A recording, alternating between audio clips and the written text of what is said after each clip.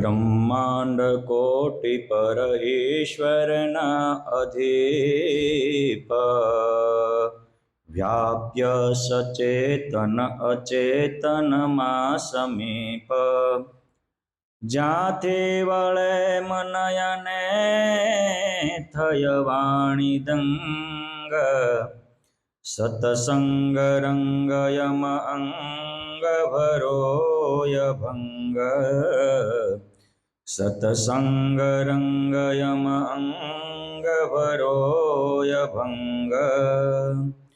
બોલો શ્રી સ્વામિનારાયણ ભગવાનની જય, શ્રી હરિકૃષ્ણ મહારાજની જય। ભલા ભક્તો, સર્વને સુખ દેનારા, સર્વને મદદ કરનારા, સર્વ માટે મિલનસાર સ્વભાવ રાખનારા એવા સુખદાતાનંદ સ્વામીના દિવ્ય જીવનને આપણે જાણી માણી રહ્યા છીએ। આજે સ્વામીના જીવનનો બીજો ભાગ છે। એમણે કાલે જે સત્સંગ માટે યોગદાન આપ્યું એ બધી આપણે વાત કરી હતી। ભગવાન સ્વામિનારાયણ વિક્રમ સંવત 1886 જેઠ સુદ એકાદશ જેઠ સુદ દસમને દિવસે ગઢપુર ધામથી સ્વધામ ગમન લીલા કરી અનેકને અલૌકિક અનુભૂતિ આપી।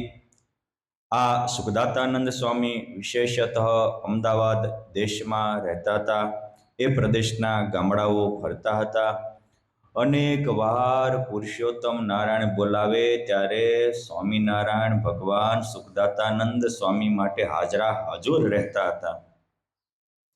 આ સદગુરુ શ્રી કૃષ્ણાનંદ સ્વામીએ શ્રી હરિચરિત્રમ નામનો એક ગ્રંથ લખ્યો છે અને આ ગ્રંથમાં એકવાર લુણાવાડામાં બહુ મોટો શાસ્ત્રાર્થ થયો અને એ શાસ્ત્રાર્થમાં આ સુખદાતાનંદ સ્વામી, કૃષ્ણાનંદ સ્વામી વગેરે પરમહંસોના પ્રતાપે સ્વામિનારાયણ સંપ્રદાયનો ભવ્ય વિજય થયો। આ કથા આવે છે। જે કથામાં સંઘર્ષ હોય ને એ કથા આપણને શાંતિ અને કંઈક કરવાની ખુમારી પ્રગટાવે। સંઘર્ષવાળી કથા બટુક બાપા સમજવા માટે કે રામાયણમાં 7 કાંડ છે। કાંડનો અર્થ એક વિભાગ થાય, કાંડનો અર્થ થાય નવી કૃતિઓ। 7 છે। એમાં પહેલા આદિકાંડ, પછી બાલકાંડ। આ 2 કાંડ, એક તો ભગવાનના પ્રાગટ્ય પહેલાની બધી લીલાઓ છે।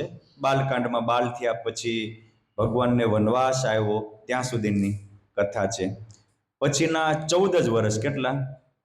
બાલકાંડમાં 24 વર્ષની લીલા છે। એમાં પણ સંઘર્ષની કથાઓ બહુ છે, કારણ કે ભગવાન રામને વિશ્વામિત્ર તેડવા આવ્યા અને સુબાહુ, મારીચ વગેરે અસુરો યજ્ઞનો ધ્વંસ કરતા, ભારતીય સંસ્કૃતિને હાનિ પહોંચાડતા હતા।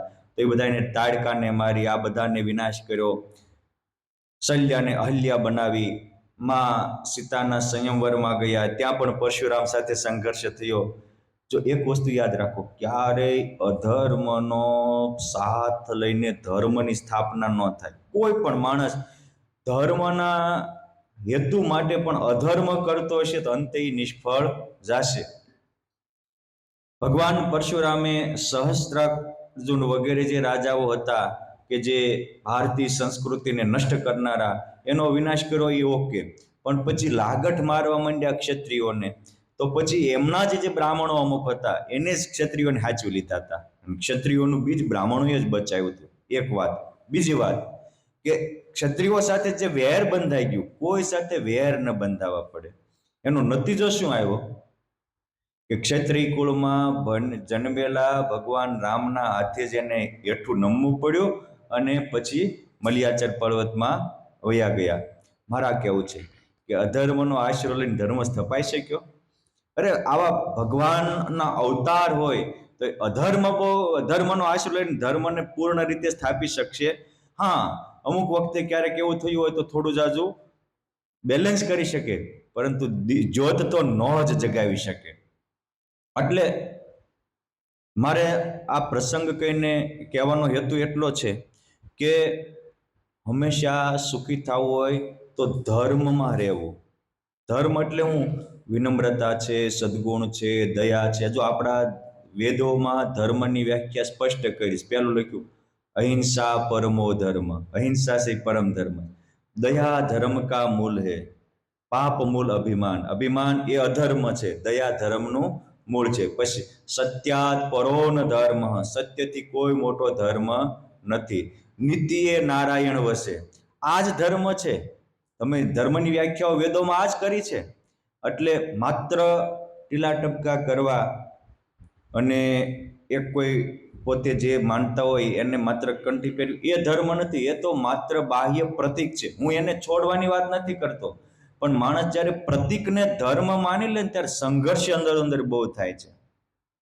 હું તમને કહું, હનુમાનજી મહારાજે ક્યાંય એક કઈ રામનું મંદિર બનાવ્યું હોય તમારી કોઈ સ્મૃતિમાં હોય તો મને કહેજો. મારી સાઈડ મને સ્વામી કે હનુમાનજી મહારાજે રામનું મંદિર બનાવ્યું એવું તમારી ધ્યાનમાં છે અક્ષર સ્વામી? હે, હા, રાવણે શિવજીના મંદિરો બનાવ્યા છે. આપણા ગુજરાતની બોર્ડર ઉપર જે નારાયણ સરોવર છે ત્યાં શિવજીના મંદિરો છે એ રાવણે સ્થાપેલા છે. રાવણે અમુક શિવજીના મંદિરો બનાવ્યા છે. રાવણે શિવજીની પૂજા માટે માથા આપ્યા છે. એ શિવ ભક્ત હતા. તો પણ રાવણને કોઈ ધાર્મિક કહે છે? અને હનુમાનજીને આખું દુનિયા ભગત માનીને આખી દુનિયાને વંદન કરે. શું કામ? ધર્મ માત્ર કોઈ એકાદું ધાર્મિક કાર્યમાં કબજે નથી થતો. ધર્મ એવો છે કે તમે પરધનને પથ્થર માનો, પરનારીને માતા માનો, બીજાને મદદ કરો, સહાનુભૂતિ રાખો. કાલે આપણે મહાભારતની કથામાં અયાતિ રાજાને ઇન્દ્ર રાજાએ પૂછ્યું, તમે તમારા દીકરાને શું શીખ આપીને અહીં સ્વર્ગમાં આવ્યા છો? ત્યારે બહુ સરસ બોલ્યા હતા કે મેં કહ્યું છે કે બેટા, ક્રોધી કરતા ક્ષમાવાન શ્રેષ્ઠ છે, માટે એને આદર આપજે. આપણે હું આજ બે શબ્દ બોલવા મને, હવે એ ક્રોધ કરે છે જવા દે ને. આજે પંચ ત્યાં પરમેશ્વર પણ પંચાયતે બે શબ્દ કોક તાણીત બોલે ને એટલે એના પક્ષે થઈ જતો હોય. તો એવું નથી. ક્રોધી કરતા ક્ષમાવાન શ્રેષ્ઠ છે, માટે એને આદર આપજે. અધર્મી કરતા ધર્મી શ્રેષ્ઠ છે, માટે ધર્મીને આદર આપજે. આજે શું થાય હરેશભાઈ, તમે જુઓ, અમુક મંદિરો બનાવતા હોય, સંસ્કારના ધામ જેવા ગુરુકુલોની રચના કરતા હોય, તો લોકો શું કે ન્યા પૈસા બગાડવાની શું જરૂર છે? કોઈ દી આ કોડા એક એવું બોલ્યા કે ટોકીસોની શું જરૂર છે? ન્યા રહીને શું કરવાના છે? અને ભારતની મેન્ટાલિટી આજે આપણા ધર્મગ્રંથોથી કેટલી અપસેટ થઈ ગઈ સમજવા માટે કે ફિલ્મના કોઈ એક્ટરો હોય એને હારા મારા બેટા હીરો કે હીરો હિરોઈન કે, એટલે આ દેશનો હીરો તો રામ હોય, દેશનો હીરો તો કૃષ્ણ હોય, દેશનો હીરો તો ભીમ કે અર્જુન હોય, દેશનો હીરો તો હનુમાનજી મહારાજ કે ગણપતિ દાદા હોય, આ દેશનો હીરો તો વ્યાસ કે વાલ્મીકી ઋષિ હોય, આ દેશના હીરા તો 500 પરમહંસો હોય. એને ફોલો કરો. હવે આને જે ખરેખર સ્ટેજ ઉપર જુદા હોય, હેઠા ઉતરીને જુદા હોય. હવે જે ખરેખર જ્યાં વ્યભિચાર અને વિકૃતિનું પ્રતિપાદન કરતા હોય એ હીરો એના લોકો ફોલો કરે. આમાં સંસ્કૃતિ રે ક્યાંથી? વિચાર કરો, આ દેશના લોકોને કેવું મગજમાં નાખી દીધું. આ બધા તો જીરો કહેવાય, લીરો કહેવાય, કે જેને એક પણ સંસ્કૃતિના નામે કાંઈ નથી થવા દીધું. સ્પેશિયલ ભારતીય સંસ્કૃતિને વિકૃતિ કરવા માટે અમુક સ્પેશિયલ કેસમાં એવા પિક્ચરો બનાવવામાં આવતા હોય છે. અને એક વસ્તુ યાદ રાખો કે અધર્મીને તું અધર્મ કરે છે એવો કહેવાનો અધિકાર નથી. ગીતાજી ના પાડે છે, ભગવાન શ્રી કૃષ્ણ ભાગવત મહાભારત ના પાડે છે. જ્યારે કર્ણને શાપ જ હતો અને એ રીતે જ એનું મોત હતું, અને એટલે એ દગો કરીને પરશુરામ પાસેથી બ્રહ્માસ્ત્રની વિદ્યા શીખી આવ્યા. અને પરશુરામે શાપ આપ્યો હતો, જરૂર પડે ત્યારે આ બ્રહ્માસ્ત્રની વિદ્યા તને કામ નહીં લાગે. આજ બેન એનું હથિયાર હતું બ્રહ્માસ્ત્ર. અને એ બાકી તો દ્રોણાચાર્ય પાસે પણ કર્ણ ભણ્યાનો મહાભારતમાં ઉલ્લેખ છે. હવે એ દ્રોણાચાર્ય દગો કર્યો તો એ તાણે દગો કોઈનો હગો થાય નહીં, એટલે એનું ધરતીમાં પૈડું ખૂત્યું. ત્યારે કર્ણ ધર્મની વાત કરવા માંડ્યો કે ભાઈ હું તો હવે રથ વગરનો છું, માટે તું મને અત્યારે મારી ઉપર હથિયાર ચલાવતો નહીં. અર્જુન કઈ બોલે પેલા કૃષ્ણ ભગવાન, આજો કૃષ્ણ ભગવાન કૂદી પડ્યા. એ કે અત્યારે તને ધર્મ યાદ આવ્યો? ભરી સભામાં માં જગદંબા જેવી સતી દ્રૌપદીને વેશ્યા કહી અને દુર્યોધનને ચીરહરણ કરવા પહેરનારા, તેથી તને ધર્મ યાદ નહોતા આવ્યો? એકલા નાના બાળ અભિમાન્યુ ઉપર તમે દગા કરી અને હાથે મહારથીઓ તૂટી પડ્યા, તેથી ધર્મ નહોતો આવ્યો? તારે બચવું છે ત્યારે ધર્મ આવ્યો. અધર્મીને ધર્મનો ઉપદેશ દેવાનો અધિકાર જ નથી. અર્જુન ચલાય બાણ. આ સમજવા જેવો પોઈન્ટો છે. આ ભારતની સંસ્કૃતિ છે. આપણે શું કરીએ? અધર્મી છે પણ હવે એ કે છે ને, ગામનું મોટું માણસ છે ને, મોટો જ નાનો હોય, જ્યારે ન્યાયની રીતે થવો જોઈએ. હવે તમે અધર્મનું પોષણ કરીને બિચારા ન્યાયવાળા હોય, ધર્મમાં રહેતા હોય, ભલા ભોળા હોય, એને અન્યાય કરો. આ ભારતીય સંસ્કૃતિ નથી, આ વિકૃતિ છે. માટે એવું થવું જોઈએ નહીં. આ કૃષ્ણાનંદ સ્વામી આ સુખદાતાનંદ સ્વામી વિશે લખે છે કે જ્યારે લુણાવાડના વિદ્વાનોએ શાસ્ત્રાર્થની માંગણી કરી ત્યારે કૃષ્ણાનંદ સ્વામી તો વિદ્વાન હતા નહીં, પરંતુ જીતેન્દ્રિય મહાનિષ્કામી ભગવદાનંદ સ્વામી એ વખતે ઉમરેઠ હતા. ત્યાં આ સુખદાતાનંદ સ્વામી ગયા અને ત્યાંથી આ મહાવિદ્વાન ભગવદાનંદ સ્વામીને તેડી લાવ્યા. એક ખુલાસો કરી દઉં કે સ્વામિનારાયણ સંપ્રદાયમાં 3 ભગવદાનંદ સ્વામી હતા. એમાં જે ગોપાળાનંદ સ્વામીને ઉપાધિ કરી અને એ વખતે જે ભગવદાનંદ સ્વામીએ ઝંડો લીધો હતો એ શાસ્ત્રી ભગવદાનંદ સ્વામી હતા અને એને સદગુરુની પદવી કોઈ આપેલી નથી.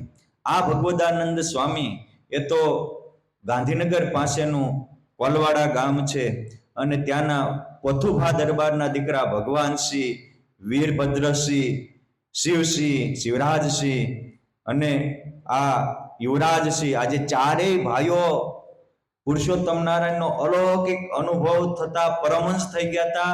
એ આ સદગુરુ ભગવદાનંદ સ્વામી છે. અને કોઈ પણ જ્યારે ઇતિહાસ આપણે લેતા હોય ત્યારે ઇતિહાસ માટે સમય અગત્યનો છે. આ શાસ્ત્રાર્થ વિક્રમ સંવત 1898 માં થયેલો છે અને 1899 માં તો આ ભગવદાનંદ સ્વામી ધામમાં વિયા જાય છે. એટલે ઓલી જે ગોપાળાનંદ સ્વામીને વિક્રમ સંવત 1905 માં જ્યારે પ્રશ્ન ઉભો થયો ત્યારે આ સ્વામી હતા જ નહીં ધરતી ઉપર. અને આ વખતે આ હતા ને ભગવાન સ્વામિનારાયણે આને ભણાવીને મહાવિદ્વાન બનાવ્યા હતા. એમના ભાઈઓ પણ એવા સમર્થ હતા. આ સુખદાતાનંદ સ્વામી, કૃષ્ણાનંદ સ્વામી આ મહાસમર્થ વિદ્વાન જો ક્ષત્રિય કુળમાં હતા ને તો તે મહાન પ્રતિભા સંપન્ન વિદ્વાન હતા. કોઈ પણ કુળમાં જન્મેલો વિદ્વાન બની શકે છે. કોઈ પણ કુળમાં જન્મેલો બધી જ અસ્ત્ર વિદ્યા શસ્ત્ર વિદ્યા શીખી શકે છે. એ ભારતીય પરંપરા છે. એકલવ્ય શુદ્ર કુળમાં હતા, સત્યકામ જાબાલી શુદ્ર કુળમાં હતા, છતાંય ભારતના મહાન ટોપ લેવલના એક બાણાવળી અને એક ટોપ લેવલના વિદ્વાનમાં એનું નામ આવે છે. માટે આ સમજવા જેવું છે. હવે આ સંતો બે ભગવદાનંદ સ્વામીને લઈને લુણાવાડ શાસ્ત્રાર્થ માટે જતા હતા ત્યારે વચમાં એ વિસ્તારમાં પણ એક રામપરા ગામ છે. એ રામપરા ગામમાં દ્રષ્ટ પ્રકાશાનંદ સ્વામીનું મંડળ હતું અને એ વખતે સુખદાતાનંદ સ્વામી, દ્રષ્ટ પ્રકાશાનંદ સ્વામી માનસી કરતા હતા.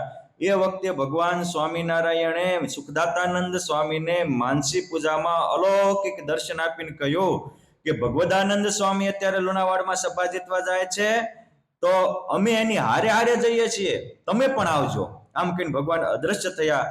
પછી તરત જ સુખદાતાનંદ સ્વામી આદિક સાધુ હતા, સ્વામી એમ પોતાના અનુભવની વાત કરી અને એ જ દિવસે દિનવાડા થઈને એ લુણાવાડા જવા નીકળ્યા. આ બાજુ કૃષ્ણાનંદ સ્વામી, ભગવદાનંદ સ્વામી, દહરાનંદ સ્વામી, ભદ્રાનંદ સ્વામી આ ચારેય સંતો ત્યાં ગયા. સામે 200 વિદ્વાન હતા. કેટલા? અને આની પાસે સામે કેટલા હતા? 4. અને એ ત્યાં શાસ્ત્રાર્થ થયો અને એમાં આ 4 સંતોનો 200 વિદ્વાન સાથે ભવ્ય વિજય થયો. આને નોંધતા કૃષ્ણાનંદ સ્વામી જ હરિચરિત્રમાં 72માં અધ્યાયમાં કહે છે એમ જીત કરી આવ્યા જ્યારે, દીઠા બે સંતને ત્યાં ત્યારે. એ ત્યાંના લુણાવાડના દરબારમાં વિજય કરી અને જ્યાં પાછા આવતા ત્યાં બે સંતો દીઠ્યા. એ કોણ બે સંતો હતા? તો કે છે નામ છે દ્રષ્ટ પ્રકાશાનંદ, સુખદાતાનંદ, સુખ કંદ. જો સુખદાતાનંદ સ્વામી માટે જે ભગવાનને વિશેષણ અપાય વારે વારે અપાશે કે સ્વામી કેવા હતા? તો કે સુખ કંદ હતા, હવને સુખ દેનારા. અને બીજાને સુખ દેતા હોય ને એના દિલમાં જ પુરુષોત્તમ નારાયણ આવે અને પ્રકાશ કરે, એને જ દિવ્ય દર્શન આપી અને આનંદથી ભરે. એટલે તરત જ આ ચારેય સંતોએ પૂછ્યું, તમે તો બુદ્ધિમાન છો, તમે તો રામપરા હતા. હવે લુણાવાડ ને રામપરાને ઓછામાં ઓછું 125 કે 100 ઉપરાંત કિલોમીટરની દૂરી થાય. તમને કેમ ખબર પડી? એ વખતે તો કઈ આવા રીતે ફોન વ્યવહાર કે ઈમેલ કે એ મેસેજ પદ્ધતિ હતી નહીં. ત્યારે તો કંઈક પ્રસંગ બને તો ઘોડો લઈ અને ચિઠ્ઠી લઈને જાય અને સમાચાર આપે તો મળે. એટલે ઘણીવાર તો માણસ ક્યાંક ગયા હોય કમાવા અને ત્યાં કોઈ કારણોસર એ વ્યક્તિ અકસ્માતમાં અવિનાશીને પામી ગયા હોય તો એના સમાચાર મહિને મહિને મળતા હતા, 15-15, 20-20 દિવસે મળતા હતા, કારણ કે એ વખતે સગવડતા જ નહોતી. તમને કેમ ખબર પડી? ત્યારે સુખદાતાનંદ સ્વામી કહે છે કે સાંભળો સ્વામી, રામપુરા ગામમાં માહી હતા, માનસી પ્રભુજીની કરતા. કરતા હોય ને અનુભવ થાય ને. માનસી પૂજા જ ન કરતા હોય તો ઉત્સવ માનસી જ ન કરતા હોય, મનથી પરમાત્માનું પૂજન કરવું એને માનસી પૂજા કહેવાય. સત્સંગ જીવનમાં લખ્યું છે કે કર્તવ્યા માનસી સર્વે મનોમલ વિશોધિની. આપણા મનમાં જે ખરાબ વિચારોના ઝાડા જામ્યા છે, કુવિચારો આવે છે, મનમાં અશુદ્ધિ છે, અને મનમાં અશુદ્ધિ હોવાથી તનમાં ખોટા કામ થાય છે. એટલે એ મનની અશુદ્ધિ, મનના મળને ધોનારી કોઈ ઉત્તમ ચીજ હોય તો એ છે માનસી. એટલે માનસી એ આપણા અંતરને નિર્મળ કરવાનું મોટું ઔષધિ અથવા તો મોટું કેમિકલ છે. માટે માનસી તો કરવી જોઈએ. સ્વામી કહે છે સુખદાતાનંદ સ્વામી કે હું માનસી કરતો હોય ત્યાં પુરુષોત્તમ નારાયણે મને પ્રત્યક્ષ દર્શન દીધું અને કીધું કે અમે જઈએ લુણાવાડ માઈ, સભા જીતવા સંત સહાય. અને ભગવાન કોની સહાય કરે? આ નિયમ છે. ભગવાન હંમેશા સાચાને સારાની જ સહાય કરે છે. ભગવાનની સહાય આપણે જોતી હોય તો આપણે સાચાને હારા થવું જોઈએ. અને આ વિષયમાં તમે જુઓ, જે કોઈ સંશોધન થયા હોય, જે કોઈ વિકાસ થયો હોય, એ પરમાત્માએ સાચાને હારાને સાથ આપ્યો એનું જ ફળ છે ને. જો ખરાબને સાથ આપ્યો હોત તો શું કરે? એ તો લૂંટે જ તે ને. એટલે ભગવાનની સહાય જોઈતી હોય તો આપણે સાચાને હારા તો થવું જોઈએ. શ્રીજી મહારાજના વચન સાંભળીને અમે સંત મળે સાથે અહીં આવ્યા છીએ. આ સાંભળીને તમામ સંતોને તમામ ભક્તોને બહુ જ આનંદ થયો અને હવે સમજ્યા કે આ સંતમાં રહીને સ્વયં પરમાત્માએ વિજય કરાવ્યો છે. બહુ સમજવા જેવું છે.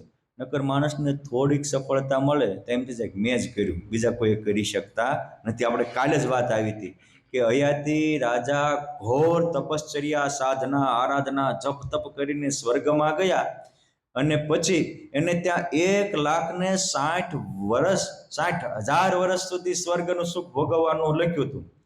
પણ ઇન્દ્ર મહારાજાએ પૂછ્યું કે હે તમે શું સાધના કરી?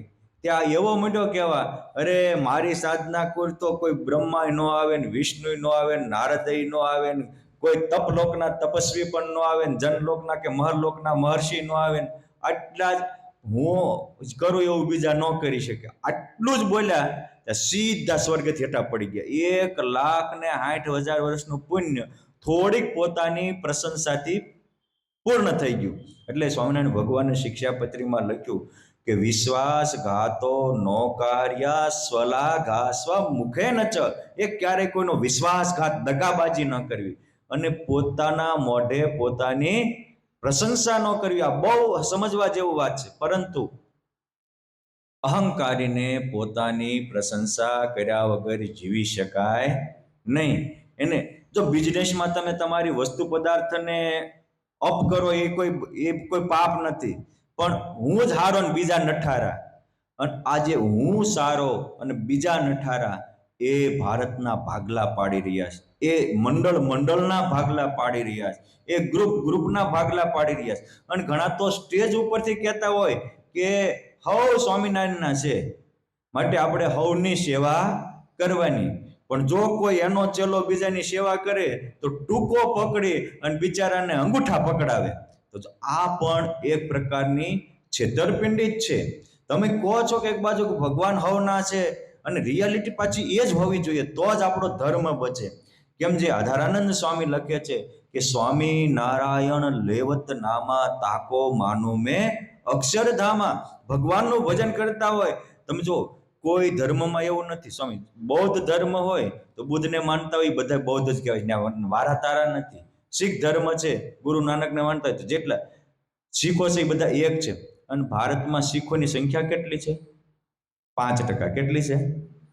પણ શીખોને કોઈ 4-5% છે એટલે ઓછી જ વસ્તી કહેવાય. તો શીખોને કોઈ આંગળી નહીં સીંધી શકે. શું કામ? ત્યાં એકતા છે. આ સમજવા જેવું છે. એકતા ત્યાં પ્રભુતા. અને એકતા શાને કયા બેઝ ઉપર રહેશે? એના ધર્મના બેઝ ઉપર રહેશે. તમે જુઓ, મનમોહનસિંહજી હતા, એ 10 વર્ષ ભારતના વડાપ્રધાન રહ્યા. એની જે ધર્મની પાઘડી હતી મૂકી, એની જે શીખોને દાઢી રાખવાનું છોડ્યું. અને આપણે સેકન્ડના 6 ભાગમાં મૂકી દેવામાં જ સમજવી, અને સાચું મૂકી દેવાનું, ખોટું મૂકવાનું જ નહીં. તો આપણી પરમાત્મા રક્ષા કરે નહીં, આપણે કપાવી જ. આપણે આપણા ધર્મને બચાવશું તો ધર્મ આપણને બચાવશે. આપણે સદગુણોને બચાવશું તો સદગુણો આપણને બચાવશે. આપણે પરમાત્માની સાચી સેવા કરશું તો ભગવાન આપણી સેવામાં સમયે સમયે હાજર રહેશે. આ સમજવા જેવું છે. સ્વામિનારાયણ ભગવાન આ રીતે સંતોમાં રહીને વિજય કરીને ગયા. વિક્રમ સંવત 1913 જેઠ સુદ 12. જોકે આ વખતે અધિક જેઠ મહિનો છે. સ્વામિનારાયણ ભગવાનના વચનામૃતો ચાલુ થયા એ કાળમાં પણ અધિક જેઠ મહિનો હતો. આ દિવસે અયોધ્યા પ્રસાદજી મહારાજ હિન્દુસ્તાનમાં ગયા હતા. ત્યાં છપૈયા વગેરે મંદિર તો વહેલું બનાવ્યું હતું, પણ ત્યાં પછી મંદિર બાંધ્યા પછી પાછા 5 વર્ષે ગયા. અને એ વખતે ત્યાંથી એ પાછા આવતા હતા. અને જ્યારે પાછા આવતા હતા અને ઝાડી પ્રદેશમાં, એટલે કે આજનો જે પંચમહાલ પ્રદેશ કહેવાય છે, એને એ સમયે ઝાડી પ્રદેશ કહેતા. ત્યાં મહીસાગર વગેરે મોટી નદીઓ, એને કારણે બહુ મોટા કોતરો છે. અને ગુજરાતનું એક જ એવું સ્ટેટ છે પંચમહાલ. પંચમહાલનો અર્થ શું છે ખબર છે? યુનિટી. શું અર્થ છે? યુનિટી. એ વખતે અમુક વિકૃત માઇન્ડના આક્રાંતાઓ દેશોને લૂંટતા, ત્યારે ત્યાં દાહોદ, ગોધરા, છોટાઉદેપુર, હાલોલ, કંજરી, આ 5 સ્ટેટના રાજાઓએ ભેગા મળીને સંધિ કરી.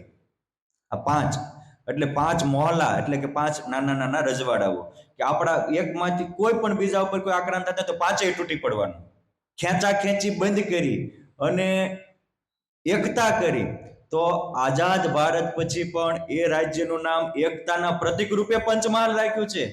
નકર બાકી મોટા ભાગના જિલ્લા હોય એ કોક એક મોટું ગામ હોય, નગર હોય, એના મન જો ભાવનગર મોટું હતું તેની ઉપર ભાવનગર, અમરેલી મોટું છે તેની ઉપર અમરેલી, જુનાગઢ મોટું છે તેની ઉપરથી જુનાગઢ, બોટાદ મોટું છે તેના ઉપરથી બોટાદ જિલ્લો થયો. ઓલા એક ગામ ઉપરથી જિલ્લો નથી, એકતાના પ્રતીક રૂપે જિલ્લો છે. અને ભારતની ગુજરાતની ભાષા બનાવવાના પ્રતીક રૂપે ગુજરાત રાજ્ય થયું છે. આ એ વખતના આઝાદ ભારતના જે સુજ્ઞ નેતાઓ છે એ કેટલા બુદ્ધિજીવી હશે, આપણે આ બધું સમજવા જેવું છે. આ પંચમહાલ, મારે એ કેવું છે કે પંચમહાલનું આ રામપરા ગામ છે, અને ત્યાં આજે પણ ફરીને સુખદાતાનંદ સ્વામી બેઠા હતા, ભજન કરતા હતા.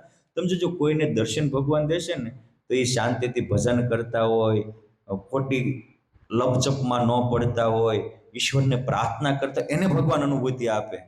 હવે ભગવાનનું કામ લઈને પોતે જ મંડી પડતો હોય, એને ભગવાન કેમ વશ થાય? ભગવાન કે સારું, તો તું તારું કર.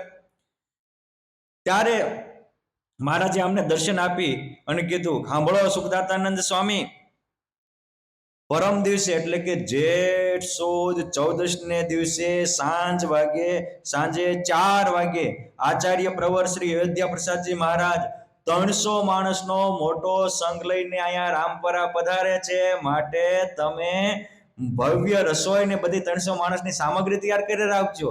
એ વખતે 300 માણસની સામગ્રી આજની જેવું નહોતું. સૌથી મોટું ટપ તો લોટ દળાવવાનો જ હતો. આપણે તો ત્યારે લોટ ઘઉં પડ્યા હોય તો જાય 5 મિનિટમાં દળાઈ જાય. ઓલી 300 માણસ રસોઈ કરવા માટે આખો દી દળણ ત્યાર થાય. તૈયારી કરી રાખજો. પછી એને આખા ગામના લોકોને કહી દીધું, અને બધાએ પૂછ્યું કોને કીધું? કે મને ભગવાને દર્શન કીધું.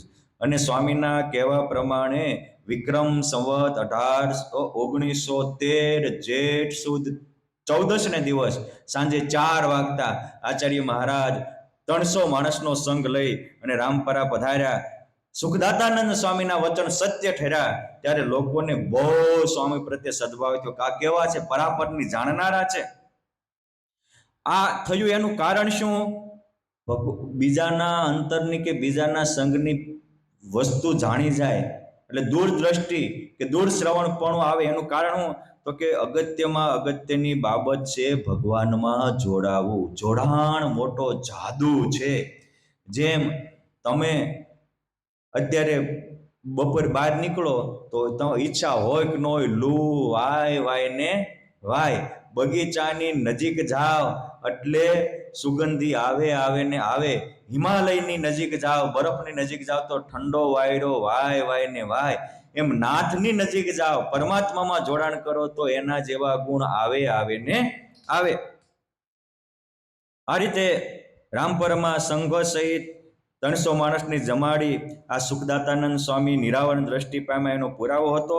એકવાર જ્ઞાન સ્વરૂપાનંદ સ્વામી, નિર્ગુણાદાસજી સ્વામી જે ગોપાળાનંદ સ્વામીના શિષ્ય હતા, એ ફરતા લુણાવાડ ગયા ત્યારે લક્ષ્મીરામ જાની વગેરે તેમની સેવા કરતા હતા. એ સમયે ત્યાં મેવાસાથી પણ સંતો આવ્યા હતા. એને જોઈને લક્ષ્મીરામ જાની બોલ્યા, આ વિઠ્ઠલભાઈ, ભૂત થયેલા નથુભાઈ અહીંથી ક્યાં ગયા? આ લુણાવાડના વિઠ્ઠલભાઈ હતા અને એના ભાઈ નથુભાઈ ભૂત થયા હતા. એટલે આ સંતો આવ્યા એટલે લક્ષ્મીરામ જાની કીધું કે તારો ભાઈ ભૂત થયો છે, ગયો ક્યાં? ત્યારે વિઠ્ઠલભાઈ કે 4 દિવસ પહેલા એમ કહીને ગયા છે કે વર્ષો વર્ષ અહીંયા સુખદાતાનંદ સ્વામીનું મંડળ આવતું, પણ આ વખતે જ્ઞાન સ્વરૂપાનંદ સ્વામી અને ગોપાળાનંદ સ્વામીના સમાગમથી આત્મામાં પરમાત્માના સાક્ષાત્કારને પામેલા નિર્ગુણદાસજી સ્વામી વગેરે સંતો આવે છે, એટલે હવે મારાથી રહેવાશે નહીં. જો આ સ્થિતિવાળાનો પ્રભુ એમ કે અહીંથી ભાગી ગયું છે. પછી તેમનો સત્સંગ તથા લક્ષ્મીરામ જાનીએ તેને ઉદ્ધાર કરાવ્યો હતો. પરંતુ આ પ્રસંગ ઉપરથી ખ્યાલ આવે છે કે સુખદાતાનંદ સ્વામી જાડી પ્રદેશના એટલે કે આજનો પંચમહાલ કહેવાય પ્રદેશના રામપરા, મેવાસા, લુણાવાડા વગેરે અનેક ગામોમાં વિચરણ કરતા અનેક લોકોના સત્સંગને રંગેથી રંગ્યા હતા. આ સ્વામી સુખાનંદ જે ને દેતા સુખ અપાર, સત્સંગ કરાવી બહુ ગામમાં અને કરતા જીવનો ઉદ્ધાર. આ સુખદાતાનંદ સ્વામી આચાર્ય મહારાજ આવ્યા એ વખતે અંતર્યામી પણ એ બધું કહી દીધું હતું. પહેલા લુણાવાડ સભા જીતવા જતા ત્યારે પણ કહ્યું હતું. આ લુણાવાડમાં સ્વામી એકવાર બીમાર થયા ત્યારે રોકાણા હતા અને એ વખતે લખા જોશી બ્રાહ્મણ એને સુખદાતાનંદ સ્વામીની બહુ સેવા કરી. માંદા સંતની સેવા ભગવાનની સેવા તુલ્ય છે. ભગવાન સ્વામિનારાયણ એવું કહેતા હતા કે તમે અમારી સેવા નહીં કરો અને માંદા સાધુ હોય તો ત્યારે એની સેવા કરશો, તો અમારી સેવા કરતા પણ તમે માંદા સાધુની સેવા કરશો તો એને અમે અધિક સમજશું. અને શિક્ષાપત્રીમાં પણ ભગવાને લખ્યું કે યાવત જીવમ ચ કર્તવ્યમ શુશ્રુષા માતો પિતોર ગુરુ. માતાની, પિતાની, ગુરુજનોની અને રોગાતુરની. તમે સમજો, માતાનું એક આપણા ધર્મમાં સ્થાન છે, પિતાનું એક સ્થાન છે અને ગુરુનું પણ એક આગવું સ્થાન છે. આ જે ત્રણેયના સ્થાન છે એની સાથે જ રોગાતુર, રોગથી પીડાતા ને એ ત્રણેયની હરોળમાં ભગવાન સ્વામિનારાયણ મૂક્યા. એ રોગાતુર એ તમારો શિષ્ય હોય ન હોય, તમારે સંબંધ હોય ન હોય, અને ભગવાન બોલ્યા એવું નથી. કોઈ સંબંધ ન હોવા છતાંય તે પોતાના અનેક કાર્યમાં વ્યસ્ત હોવા છતાંય સેવક રામ બીમાર હતો તો ભગવાન સ્વામિનારાયણ એની માટે 2 મહિના કાઢ્યા છે. આ માંદા સંતની સેવાથી ભગવાન સ્વામિનારાયણ બહુ રાજી થયા. સુખદાતાનંદ સ્વામી સાજા થયા અને કહે છે કે લખા માગ, જે માગી આપો. ત્યારે કહે છે કે સ્વામી તમે રાજી છો? તો કે હા રાજી, હું માગું એ આપશો? તો કે આપ્યો. કે તો તમે ધામમાં જાઓ, એના ચોથા દિવસે વિમાનમાં લાવીને પુરુષોત્તમ નારાયણને મને ધામમાં ચડી જાય. આ લોકમાં હું લેવો છે? સ્વામી કહે છે કે લખા માગી હોત તો તને લાખોપતિ કરી દે. ત્યાં ધામમાં કે લાખોપતિ એક દિવસ લાખે રાખ જ થઈ જવાના છે, પણ એકવાર પુરુષોત્તમને પામશો તો ફરીને ફેરવણી નથી. પછી ભગવાન જેવો આનંદ, ભગવાન જેવો આકાર, ભગવાન જેવી અલૌકિકતા અને ભગવાન જેવી દિવ્યતાના માહોલમાં યુગો સુધી આનંદ માણવાનો છે. માટે મારે તો આ જ જોવું છે. મારે પ્રશ્ન પૂછો, આપણને કોઈ કે માગવાનું કીધું આપણે શું માગવી? સંપ્રદાયમાં બે થયા, એક આ લખા જોશી લુણાવાડના, બીજા શિવલાલ શેઠ. કે ઉંમર હતી ને જ્યારે માગવાનું કીધું ત્યારે પુરુષોત્તમનો પરમાનંદ માગ્યો, ભગવાનનું ધામ ગમન માગ્યું. આ જોઈ અને સ્વામી બહુ જ રાજી થયા કે જા, તને આ વરદાન મેં આપ્યું. પછી સ્વામી ત્યાંથી વિચરણ કરતા કરતા વણથલ આવ્યા, ત્યાંથી અમદાવાદ આવ્યા. ત્યાં પણ સ્વામી બીમાર થયા એટલે પછી ત્યાંથી સીધા વડતાલ ગયા. વડતાલમાં લક્ષ્મીનારાયણ દેવ હેત મૂર્તિ હરિકૃષ્ણ મહારાજના દર્શન કરી અને રોકાયા. અને એકવાર દર્શન કરવા ગયા ત્યારે હરિકૃષ્ણ મહારાજે પોતાના કંઠમાંથી હાર કાઢીને સુખદાતાનંદ સ્વામીને આપ્યો અને કહ્યું કે સ્વામી, તમે બહુ ભક્તોને સંતોને રાજી કર્યા છે, સુખી કર્યા છે. ભગવાનના દિલમાં એવું થવું પડે કે આ સાધુએ બહુને રાજી કર્યા છે, માટે આલ્યો આ હાર, આવતીકાલે અમે તમને તેડી જશું. અને પછી મહારાજે વરદાન આપ્યું એ મુજબ બીજે દિવસે વિક્રમ સંવત 1917 ચૈત્ર સુદ 14 ને દિવસે, ઓલા 14 ને દિવસે આચાર્ય આવ્યા હતા, એનો સમાચાર આવ્યા હતા. ત્યારે ભગવાન સ્વામિનારાયણ અનેક વિમાનો લઈ અને આ સુખદાતાનંદ સ્વામીને વડતાલ ધામથી તેડવા આવ્યા. અનેક સંતો ભક્તોને આના અલૌકિક દર્શન થયા. એ વડતાલ ધામની પરમહંસોની ધર્મશાળામાં ચંદન પુષ્પની વૃષ્ટિ થઈ.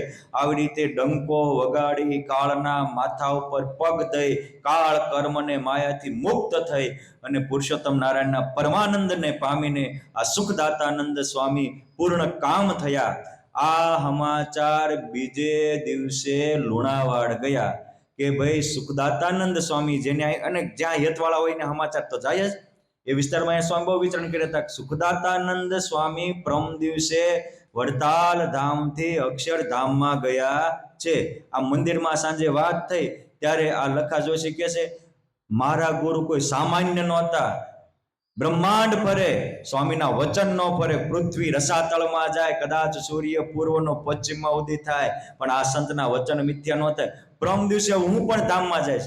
બધા કે પણ એટલે તું ભીષ્મ થઈ ગયો છો?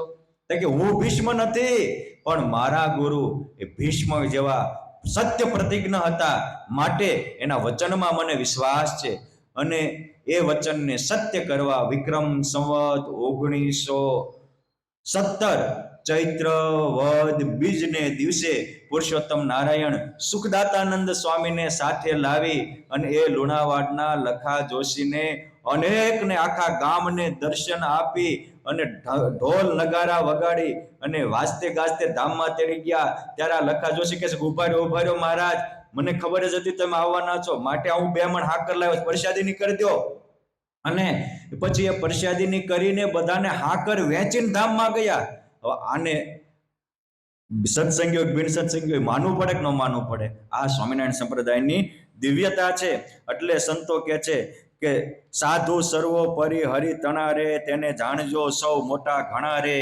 એની વાત સર્વેથી નોખી રે, વાત જાણજો સૌથી ચોખી રે.